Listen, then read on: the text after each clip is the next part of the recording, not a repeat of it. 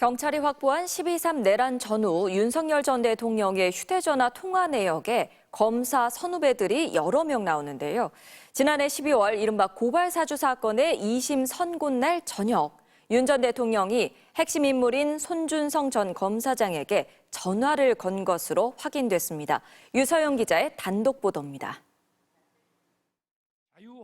윤석열 전 대통령이 개엄 사흘 뒤인 지난해 12월 6일 밤 9시 59분 손준성 대구고검 차장검사에게 전화했습니다.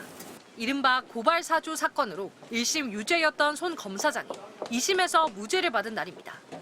손 검사장은 대검 수사정보기획관이었던 2020년 4월 총선 개입 목적으로 유시민, 최강욱 등 당시 여권 인사들의 고발장을 작성해 김웅 당시 미래통합당 후보에게 건넨 혐의로 재판에 넘겨졌습니다. 수사정보기획관은 검찰총장 눈과 귀 역할을 하는데 그때 총장이 윤 전 대통령입니다. 2심 법원은 손 검사장이 김 전 의원에게 고발장을 전달한 사실이 입증되지 않았다며 무죄를 선고하면서도 윗선 개입 가능성을 언급했습니다. 피고인에게 고발장 작성 등을 지시한 검찰총장 등 상급자가 미래통합당을 통한 고발을 기획하고 전달자로 김웅을 선택한 다음 긴밀하게 연락을 취했을 가능성을 배제하기 어렵다고 했습니다. 통화 시간이 6초긴 하지만 통화 전후 추가적인 의사소통이 있었는지는 확인되지 않고 있습니다. 손 검사장은 통화 내용을 묻자 특별히 드릴 말씀이 없다고 답했습니다.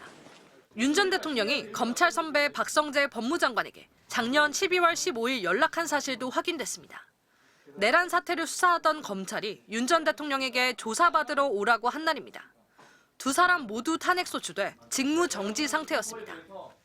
통화는 오후 3시 47분부터 1분 20초 이어졌고 검찰은 약 2시간 뒤 윤 전 대통령 불출석 사실을 기자단에 알렸습니다.